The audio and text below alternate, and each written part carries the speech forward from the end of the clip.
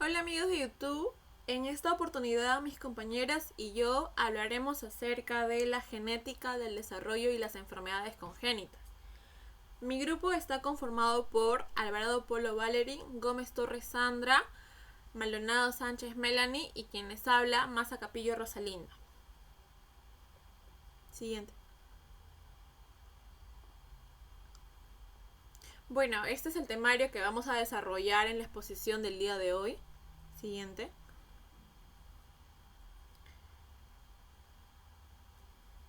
Primero empezaremos hablando acerca de la fertilización y la gastrulación. Siguiente. Bueno, la fertilización viene a ser un proceso en el cual se unen los gametos masculino y femenino. Este se va a producir en la trompa de falopio, específicamente en la región de la ampolla. Este evento se va a producir en el día 1, como podemos observar en la imagen.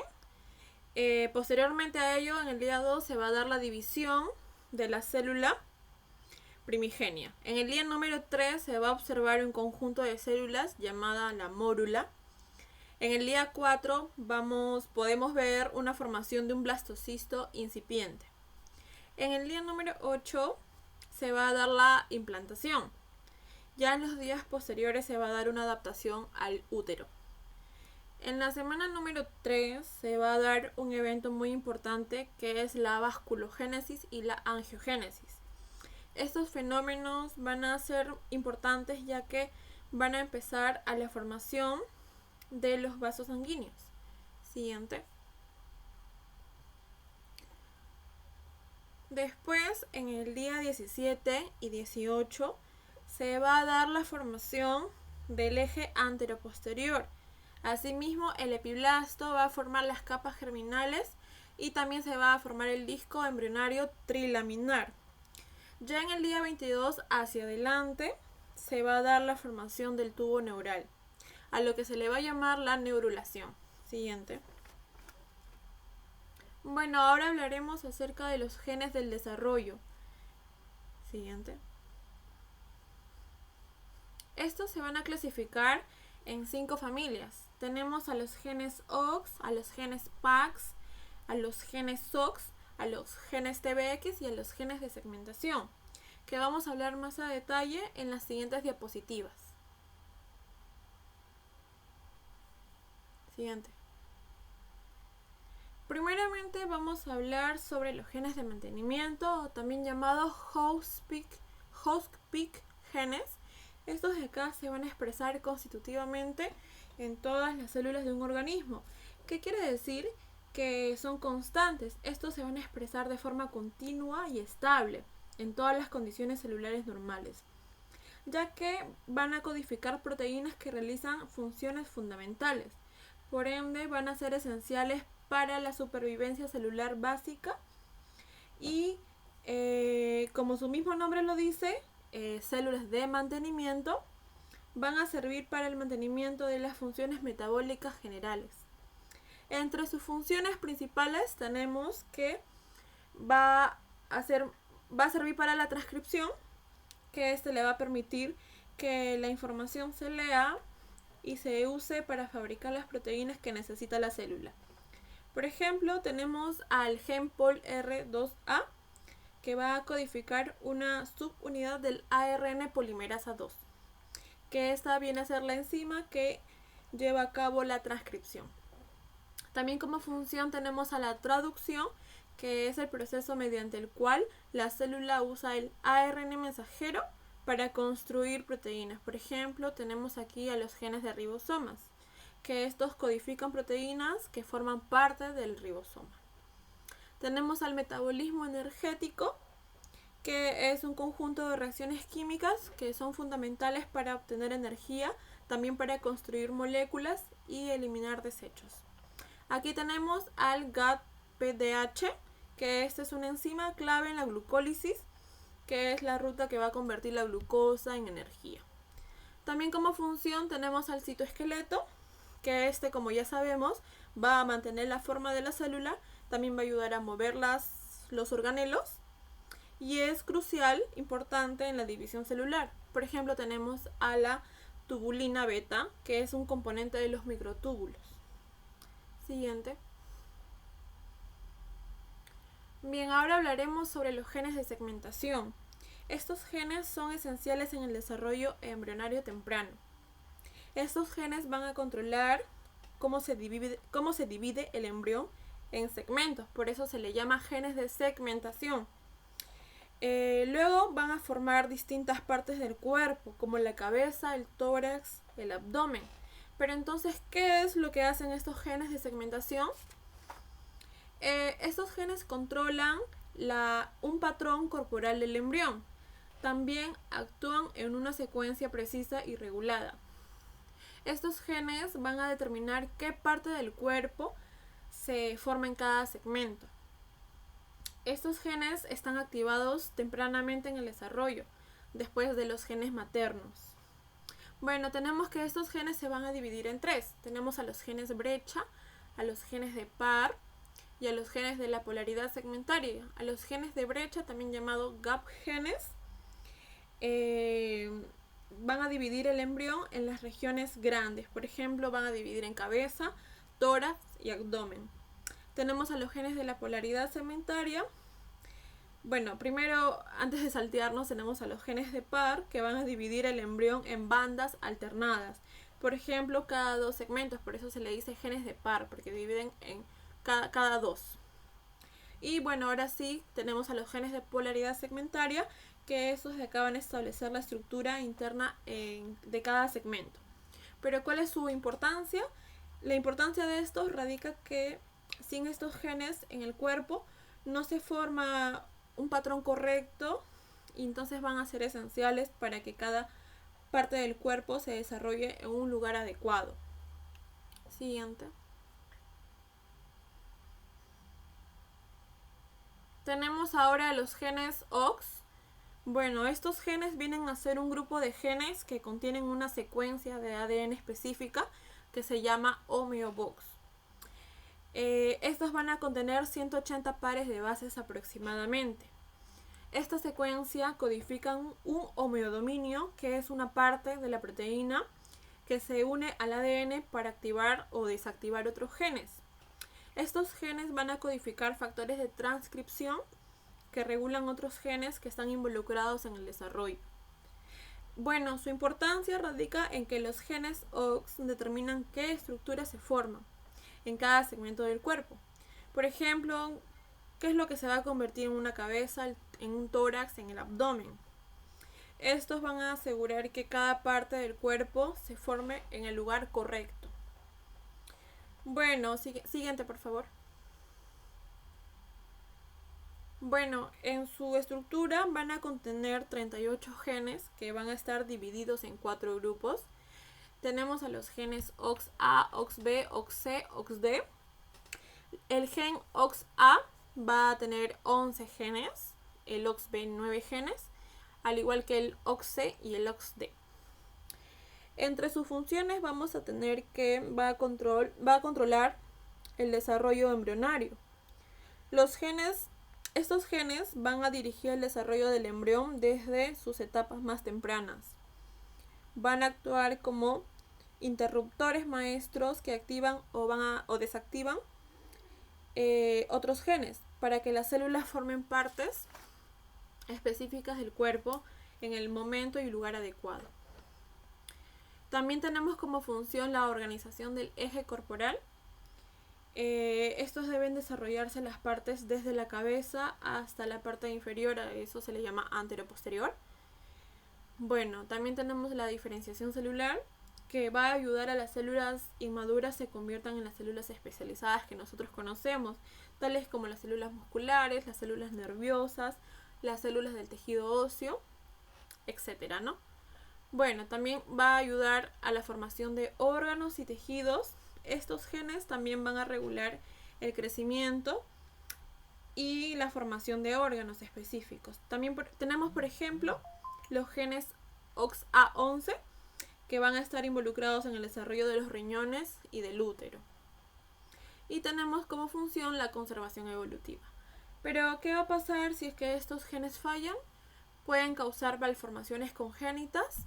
enfermedades genéticas o cánceres, ya que afectan el control del crecimiento y la diferenciación.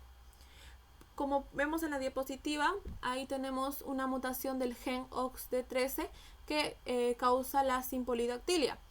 Que la simpolidactilia viene a ser una enfermedad en la cual la persona tiene más dedos de lo normal. Y no solo es eso, que los dedos están unidos, están fusionados. Así como se puede ver en la imagen, ahí la persona me parece que tiene 7 dedos, de las cuales 3 están unidos. Ya bueno, siguiente. Ahora hablaremos acerca de los motivos estructurales. Estos vienen a ser una forma específica y recurrente que adopta una proteína en su estructura tridimensional. Estos motivos van a permitir en la proteína interactuar con el ADN, que son también con otras proteínas o moléculas. Vamos a tener 3 tipos. Como vemos ahí en la imagen, la primera vendría a ser el modelo hélice vuelta hélice, también conocido como HVH.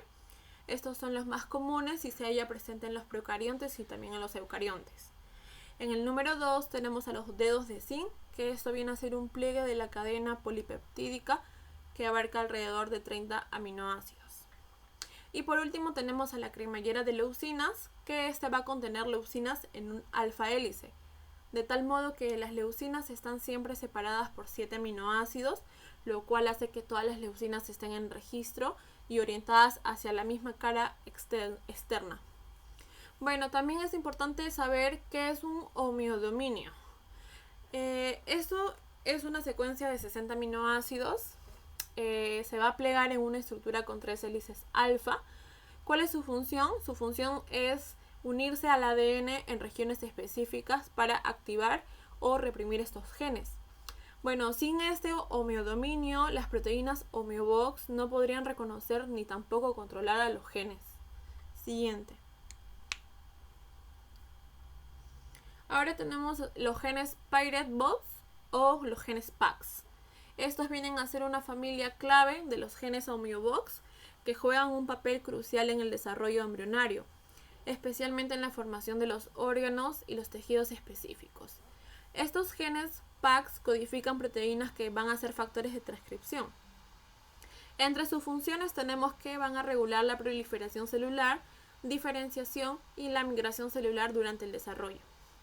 También son factores de transcripción porque activan o silencian otros genes y se expresan de manera altamente controlada en el embrión y algunos tejidos adultos.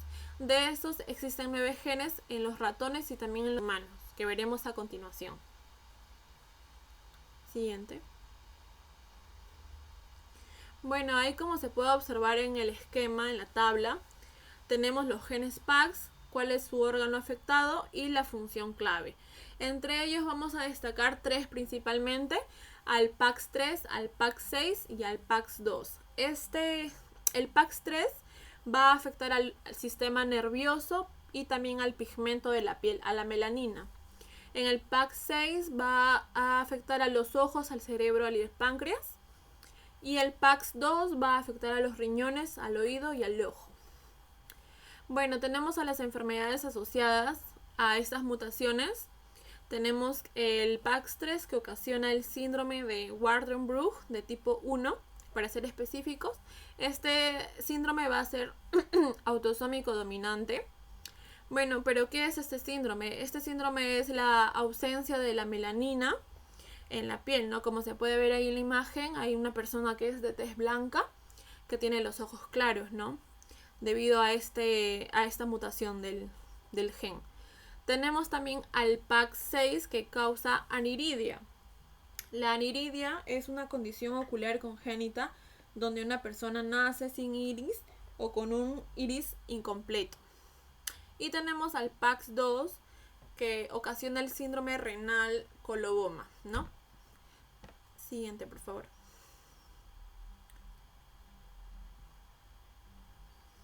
Bueno, y ahora tenemos a los genes TBX, a los genes T-Box. A esto se va a referir a un grupo de factores de transcripción que están involucrados en el desarrollo del corazón y las extremidades embrionarias. Estos se van a distinguir porque tienen un dominio especial llamado T-Box que les va a permitir unirse al ADN y regular a los genes clave en la formación de los tejidos y los órganos. Estos genes contienen una región conservada de unos 180 aminoácidos llamadas T-Box. También van a participar en la diferenciación celular, también en el crecimiento y la morfogénesis durante el desarrollo embrionario. Siguiente. Bueno, acá tenemos un esquema en donde vemos los principales genes, su función principal y la enfermedad que está asociada a ello. Por ejemplo, tenemos en el TBX1, su función principal es el desarrollo cardíaco y facial, y su enfermedad asociada es el síndrome de DiGeorge. Como podemos ver en la imagen, el niñito tiene el labio hendido, que quiere decir que ha afectado a la zona facial. Tenemos al TBX3, que su función principal es la regulación del crecimiento, y su enfermedad asociada es el síndrome ulnar mamario, que afecta al brazo y a las glándulas. Tenemos al gen TBX4, que funciona en la formación de extremidades inferiores, malformaciones, y bueno, su enfermedad es una malformación congénita de las piernas. Tenemos al TBX5, que su función principal es la formación del corazón y brazos, y su enfermedad asociada sería el síndrome de Hall-Oram, que afecta al corazón y a los brazos. Ahí, como podemos ver en la imagen, el niño tiene una desviación en los hombros y bueno, obviamente también sufre una enfermedad congénita, ¿no? El TBX6, su función principal es la formación de la columna vertebral y su patología es la escoliosis congénita. También podemos ver ahí en la imagen a la niñita, se le ve una curvatura en la columna y los hombros desviados y las caderas también desniveladas. Y por último tenemos al gen TBX20, que su función principal es el desarrollo del corazón y su patología asociada es el defecto cardíaco congénito. Siguiente. Y bueno, ya para terminar con esta parte de la exposición, tenemos un dato muy interesante, que bueno, viene a ser el primer gen T-Box descubierto fue el de Brach-Jury en los ratones. Este le va a dar el nombre a toda la familia. Su mutación de este gen causaba una cola anormalmente corta y por esa razón se le llama Brach-Jury, que viene a ser cola corta en griego. Bueno, ahora le doy paso a mi compañera. Ya, continuando con la exposición, yo le voy a hablar sobre las extremidades como modelo de desarrollo. Aquí vamos a tener 4 fases principales: la fase de iniciación, especificación, diferenciación tisular y crecimiento. La primera etapa de desarrollo embrionario, que es la fase de iniciación, se va a dar los primeros brotes y el desarrollo de las yemas, ¿no? Que es para el desarrollo de la extremidad, y esto debido a que va a haber una diferenciación celular para el desarrollo de los brazos y las piernas. Y esto se va a dar gracias a las señalizaciones moleculares, ¿no? Que va a ser producido por el AIR y otras proteínas específicas como es el OX, que más adelante vamos a ver su importancia, ¿no? Que es para que nos brinde el desarrollo de las extremidades, ¿no? Y aquí vamos a tener genes importantes, ¿no? Como es el FGF10, que se va a expresar en el mesénquima, que es la capa media del embrión, va a iniciar la formación del brote. También tenemos el FGF8, que va a ser producido por la AIR, que es la cresta ectodérmica apical, que va a aparecer en la punta del brote. Ambos se van a activar mutuamente y van a hacer que el brote crezca hacia afuera. Este proceso se va a desarrollar aproximadamente en la semana 4 del embarazo, en los días 24 y 28. En la fase de especificación es cuando ya las células van a tomar decisiones, el tipo de célula, tejido y estructura que van a desear formar, ¿no? El brote que se ha obtenido de la fase anterior de iniciación, ahora estos se van a organizar en 3 ejes. La primera eje, que es el eje proximal distal, el segundo eje, que es el eje anterior posterior, y el tercer eje, que es el eje dorsal ventral.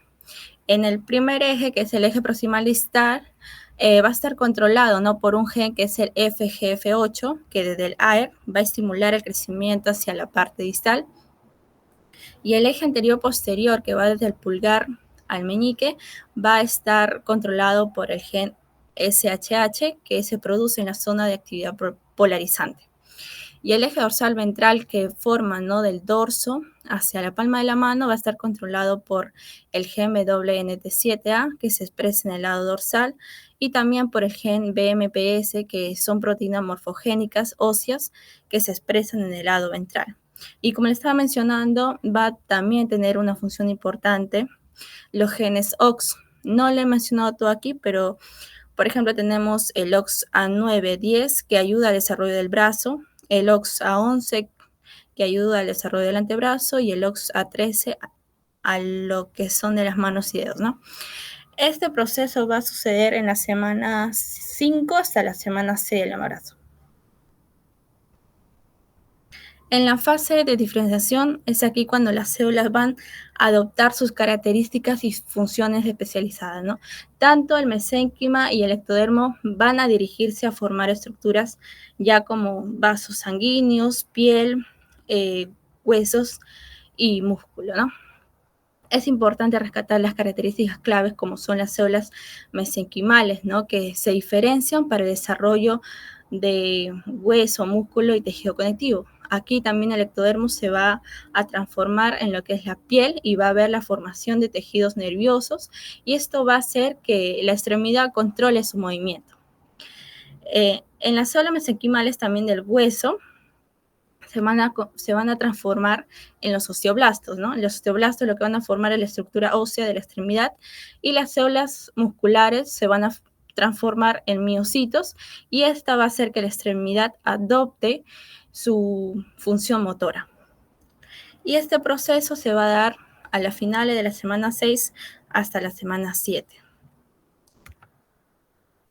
En la fase de crecimiento, ya que es la parte terminal, ¿no?, de las fases, aquí es cuando ya las extremidades están formadas y lo que va a pasar, van a seguir creciendo y se van a seguir alargando, ¿no? Y aquí las células van a seguir proliferándose, van a aumentar tamaño y número, gracias, ¿no?, también al control de señales moleculares.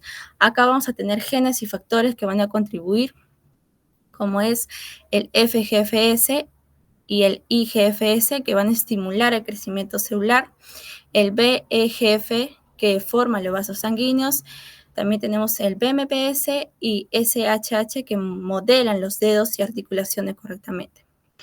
Los genes OX, D3, que son importantes en la formación de los dedos, y esto se va a dar, ¿no?, desde la semana 8 en adelante hasta la continuidad del desarrollo fetal.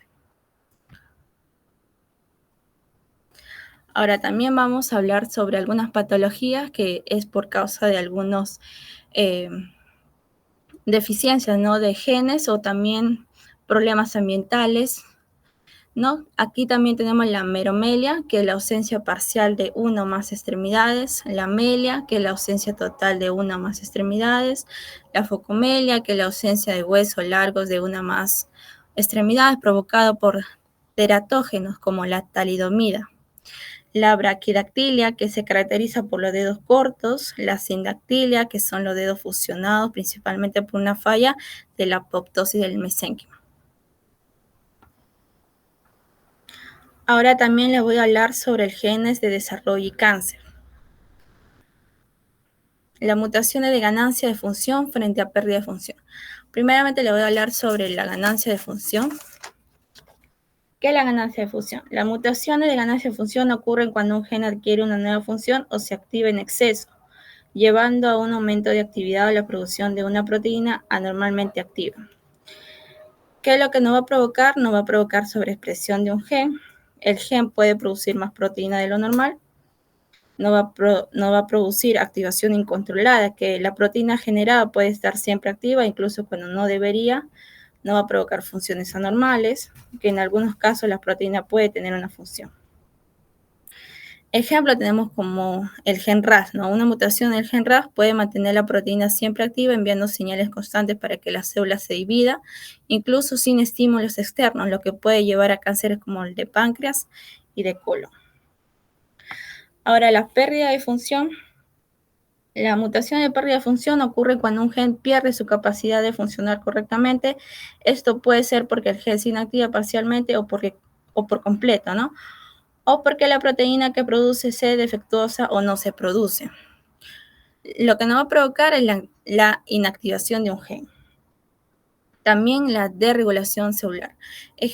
Un ejemplo común tenemos el P53, es uno de los genes supresores de tumores más importantes y si se sufre una mutación de pérdida de función, las células dañadas no se eliminan, lo que puede llevar a cánceres más conocidos como del pulmón y de mama. Ahora, la reconfiguración somática. ¿Qué son? Bueno, la fase de diferenciación tisular no tiene una importancia, ¿no? En la reconfiguración somática es cuando una célula del cuerpo celular somática cambia su identidad, función o comportamiento adoptado características que no le corresponden a un estado adulto. Este cambio ocurre por activación anormal de genes de desarrollo que normalmente están apagados en las células adultas. Las células somáticas pierden su especialización y comienzan a comportarse como si fueran embrionarias o madre. Aquí vamos a tener genes importantes como es el CT4, SOX2, genes de pluripotencia embrionaria, el MIC, KLF4, factores de reprogramación, el OX, el NOX, genes del desarrollo.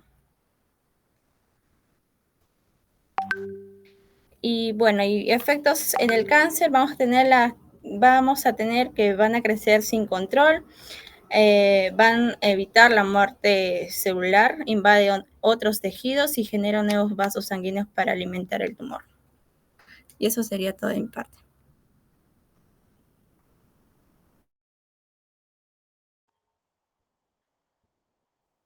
Siguiente. Bueno, continuando con la exposición, vamos a hablar sobre los efectos de la posición y genes del desarrollo. Siguiente.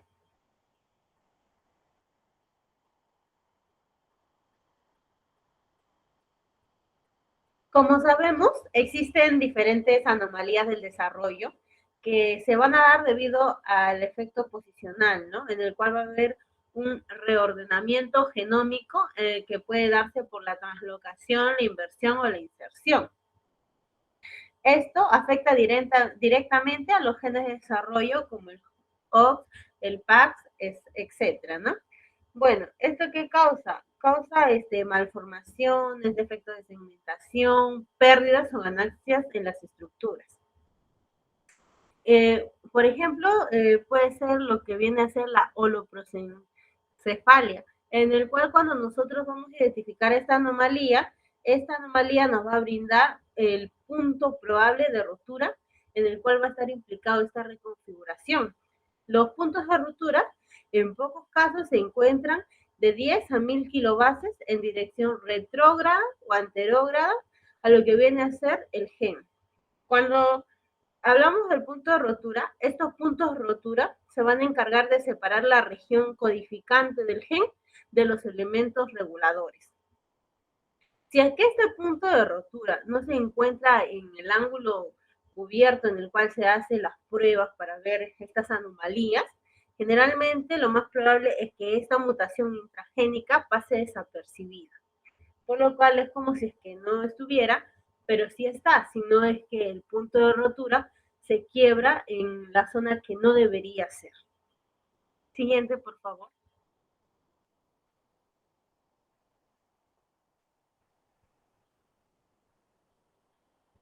Bueno, ahora vamos a hablar sobre las molas hidatídicas. Siguiente. En ocasiones, los embarazos suelen ser anormales, ¿no? Pero esto se da cuando hay una degeneración, en este caso de las molas, hay una degeneración quística edematosa, lo que quiere decir que las vellosidades coriales que van a abarcar la placenta y lo que viene a ser todo el complejo ovular, va a formarse así tipo una masa proliferativa que va a ser desorganizada y que va a crecer así como si fuera una bolsa, algo así, como si fuera un saco de uvitas así. Bueno, esto de aquí se da debido a que hay diferentes factores de riesgo, ¿no? Uno de los factores de riesgo puede ser la edad avanzada, los embarazos juveniles, cuando una mujer es multípara. En caso también de la etnia, afecta bastante. También puede ser si es que haya tenido algún antecedente de embarazo molar, o también si es que existe algún déficit nutricional, ya sea de la vitamina A, del caroteno, del ácido fólico. En este caso, estas molas van a impedir lo que viene a ser el adecuado desarrollo del feto, o incluso algunas veces ni se produce el desarrollo, y también va a afectar directamente al saco amniótico. Generalmente esta va a estar o va a formar parte de las enfermedades trofoblásticas en gestación, del cual va a ocupar un 80% de estas enfermedades. La incidencia de presentar las molas durante el embarazo va a variar bastante según la localización geográfica. Por eso dijimos que la etnia era un factor de riesgo. Generalmente a nivel mundial, la incidencia viene a ser de 1 por cada 1000 embarazos. Existen dos tipos, que viene a ser la mola parcial y la mola completa. Siguiente. En caso de la mola parcial, en esta se produce el crecimiento de lo que viene a ser el feto, pero no termina su desarrollo. Esta se da en la presencia de 69 cromosomas. Quiere decir que va a ser una triploidía, del cual 46 de estos van a derivar del padre y los otros 23 derivan de la madre. Estas 46 cromosomas del padre se pueden dar de dos maneras. Puede ser por bien dispermia, eso quiere decir que se va a fertilizar el óvulo por dos espermatozoides, o también puede ser por la endorreduplicación, quiere decir que este conjunto de cromosomas que le corresponde al espermatozoide se va a duplicar. Siguiente.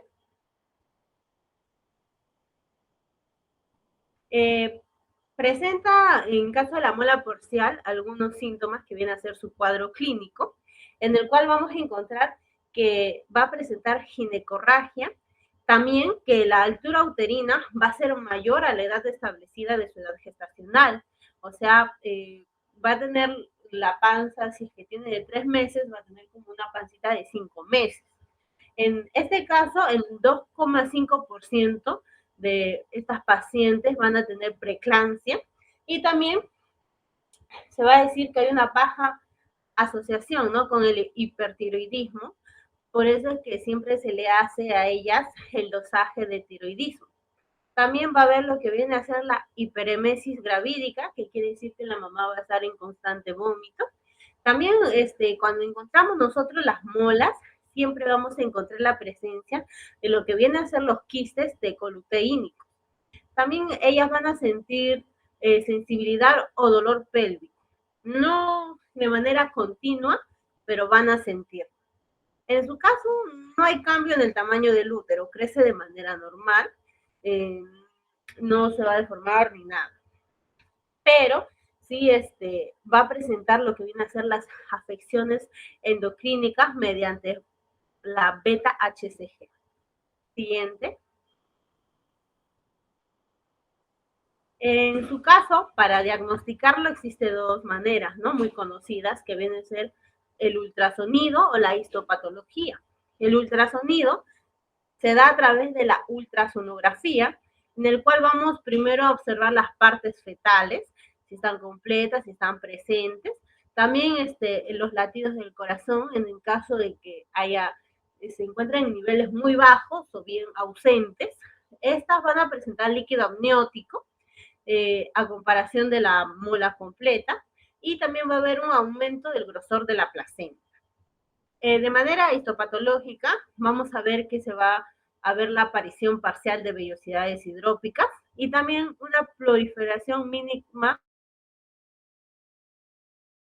trofoblástica. Siguiente. En caso de la mola hidratídica completa, en esta se da la ausencia del feto, ya no existe el feto, y la placenta crece de manera anormal. En este caso va a presentar solamente 46 cromosomas, de lo cual van a ser exclusivamente de origen paterno. De estos 46 cromosomas se da en un óvulo vacío, pero de dos maneras, o bien es fertilizado por dos espermatozoides, o por un espermatozoide que haya sufrido la endorreduplicación. esta tiene una presencia de degeneración maligna, ¿no? Y puede convertirse en un coriocarcinoma invasivo. Esto generalmente se trata con quimioterapia, ya que si es que no se llega a tratar, llega a ser fatal para la mujer. Siguiente. Su cuadro clínico, en este caso, viene a ser el sangrado vaginal, que viene a ser el síntoma más común que van a presentar. Ocurre en un 97% de los casos que se establecen, en el cual el tejido molar va a separarse de o sea, del útero, va como que se arranca, y esto produce que va a haber un adhesivo, ¿cómo se llama? Un sangrado bastante, lo cual bastante hemorragia con respecto a la mujer, ¿no? También la altura uterina va a ser mayor a la esperada en lo con respecto a su edad gestacional. Ella sí va a presentar un dolor pélvico más intenso a comparación de la mola parcial.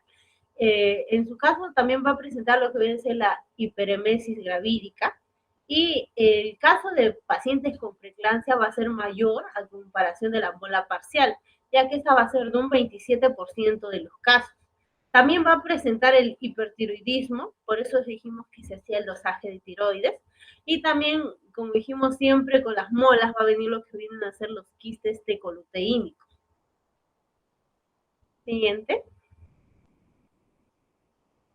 En este caso también el diagnóstico se hace a través del ultrasonido y de la histopatología. En el ultrasonido lo vamos a encontrar así como si fueran masas, como están en la imagen, masas intercaladas en el cual va a haber varios espacios quísticos, y esto se le va a conocer como tormenta de nieve o también panal de abejas, cualquiera de los dos. Es así tipo huequito que se ve en la imagen, que son los espacios quísticos. Y también, como dijimos, vamos a encontrar con ella los quistes de la teca lútea ovárica. En este caso, ella, a comparación de la parcial, no va a presentar el líquido amniótico. Y como dijimos, no hay feto, hay ausencia de feto. Con respecto a su histopatología, va a presentar las que son las vellosidades hidrópicas. En su caso también vamos a observar lo que vienen a ser los espacios, que como vemos en la imagen así son como fueran bolitas vacías, ¿no? O espacios en blanco, que van a ser marcadas, ¿no? Por la proliferación trofoblástica circunferencial. Siguiente. Ya, en caso de la mola invasora, este viene a ser lo mismo que la mola completa, pero va a estar un poquito pegada al miometrio, lo va a invadir. Cuando nosotros hallamos la mola invasora, siempre vamos a hallar que esta va a tener una zona de necrosis y va a presentar hemorragia. En su caso, hay un 75% de depresiva con respecto a los antecedentes de mola. Y su diagnóstico va a ser igualito que todas las demás. O sea, con todo lo que respecta a mola, se va a hacer lo que viene a ser el dosaje de beta-HCG. En este caso, la mola invasora va a ser más alta que las demás. También se puede ver a través de la histopatología y también de repetir vuelta los exámenes, ¿no? Generalmente como si fuera un hemograma completo. Su tratamiento va a ser lo mismo que la mola completa, quimioterapia, pero le vamos a agregar lo que viene a ser el metotrexato y el ácido fólico. Siguiente. Eso es todo de mi parte. Gracias. Continuando con la exposición, yo le voy a explicar sobre la diferenciación y determinación sexual. Siguiente diapositiva, por favor. Como sabemos, el sexo de un individuo viene determinado, ¿no?, por los cromosomas X y Y. La presencia de un cromosoma Y intacto nos va a conducir a la masculinidad, independientemente del número de cromosomas X presentes. Y la ausencia de un cromosoma Y genera un desarrollo femenino. Aunque los cromosomas sexuales están presentes desde la concepción, todavía la diferenciación entre un hombre y una mujer, o sea, hablando fenotípicamente, ese todavía no comienza hasta aproximadamente las 6 semanas. Desde las 6 semanas en adelante, el embrión se desarrolla en una mujer, a menos que el factor determinante del testículo inicie una secuencia de acontecimientos que hacen que las gónadas indiferenciadas se desarrollen en testículos. Ahora acá, analizando la imagen, que es un cromosoma Y, vamos a ver una gran cantidad de heterocromatina y también eucromatina o verdadera cromatina. A toda la región que no recombina, que es aproximadamente un 95%, se le llama región específica del Y o por sus siglas, ¿no? MSY, mientras que las regiones que están en los extremos, que sí recombinan, de ahí que par significa región pseudoautosómica y constituye solamente el 5% del cromosoma Y. En 1990 se demostró, ¿no?, que el factor o gen determinante del testículo se localiza en el brazo corto del cromosoma Y, muy cerca, ¿no?, a la región pseudoautosómica. Pero actualmente se dice que este gen se localiza, ¿no?, en la región determinante del sexo del cromosoma Y. Siguiente. La prueba de que el gen SRY es el factor primario que determina la masculinidad, esto procede de varias observaciones, como por ejemplo las secuencias SRY están presentes en los varones XX. Es decir, se trata de varones fenotípicamente no fértiles, pero que tienen un cariotipo 46XX normal. También en muchas mujeres XY se encuentran mutaciones o deleciones en las secuencias SRY, es decir, se trata de mujeres fenotípicamente no fértiles, pero que tienen un cariotipo 46XY. En los ratones, el gen SRY se expresa únicamente en la cresta gonadal masculina a medida, ¿no?, que se desarrollan los testículos en el embrión. Y también los ratones XX transgénicos que tienen una porción no diminuta del cromosoma Y que contiene la región SRY se convierten en machos con testículos. El compromiso, ¿no?, de la naturaleza consiste en garantizar que solo una pequeña porción de los cromosomas X y Y sean homólogos y por tanto estos se van a acoplar, ¿no?, durante la meiosis 1. Pero desgraciadamente, como la estrecha proximidad del SRY con la región pseudoautosómica significa que a veces puede ver como un episodio recombinante. Y bueno, este hecho es el responsable, ¿no?, en el caso de los hombres XX, en los que estudios de hibridación in situ por fluorescencia y molecular muestran la presencia, ¿no?, de secuencias del cromosoma Y en el extremo final del brazo corto del cromosoma X, como vemos en la imagen. Siguiente. Ahora hablando de la diferenciación sexual. La expresión del SRY desencadena una serie de episodios que afectan otros genes, como por ejemplo el SOX9. Esto va a ocasionar que la médula de la gónada indiferenciada se desarrolle en un testículo, en el que las células de Leydig comienzan, ¿no?, a producir testosterona. Esto va a producir la estimulación de los conductos wolffianos que forman los genitales internos masculinos y también la masculinización, ¿no?, de los genitales externos. Pero este último paso va a estar mediado por la dihidrotestosterona, que se produce a partir de la testosterona por la acción de la 5-alfa reductasa. Y bueno, las células de Sertoli en los testículos producen una hormona conocida como factor inhibidor mülleriano, que da lugar a la involución del sistema de conductos müllerianos. En ausencia de la expresión normal del SRY, la corteza de la gónada indiferenciada se desarrolla en un ovario. Y bueno, el conducto mülleriano me va a formar los genitales internos. Y los genitales externos no pueden fusionarse ni crecer como en el caso del hombre, ¿no? En su lugar, estos van a evolucionar hacia genitales externos femeninos normales. La diferenciación sexual normal, esta se completa a las 12 o 14 semanas de gestación, aunque los testículos todavía no emigran hacia el escroto hasta finales del embarazo. Siguiente diapositiva. Ahora les voy a explicar sobre los gemelos. Siguiente. Bueno, la gestación de gemelos, esto se produce frecuentemente, ¿no?, en los seres humanos. Y bueno, los gemelos pueden ser idénticos o no idénticos. Es decir, ¿no?, se trata de gemelos monocigóticos o uniovulares o gemelos disigóticos o biovulares, dependiendo, ¿no?, si se originan de una sola concepción o de dos concepciones separadas. Siguiente. Ahora hablando de los gemelos monocigóticos, estos gemelos se originan, ¿no?, de un único huevo que ha sido fertilizado por un único espermatozoide. Estos gemelos son genéticamente idénticos y bueno, una división muy temprana que se da de 1 a 3 días, que se realiza en el cigoto antes de la separación de las células que producen el corión, me va a dar lugar gemelos bicoriónicos y biamnióticos. La división que se da durante la etapa de blastocisto, desde los 4 a 8 días, da lugar a gemelos monocoriónicos y biamnióticos. Y la división que se da, ¿no?, después de la primera semana da como resultado a gemelos monoamnióticos. Sin embargo, la razón o razones por las que se producen gemelos monocigóticos en los seres humanos no está clara, pero eso sí, su incidencia ha aumentado de 2 a 5 veces en los niños nacidos por fertilización in vitro. Y bueno, la división tardía, ¿no?, que se produce a más de 13 días, este me va a dar lugar a gemelos, pero que no se han separado de forma completa, a los cuales se le denomina siameses. Esto ocurre en cerca de 1 por cada 100.000 embarazos o aproximadamente 1 por cada 400 nacimientos de gemelos monocigóticos. Siguiente diapositiva.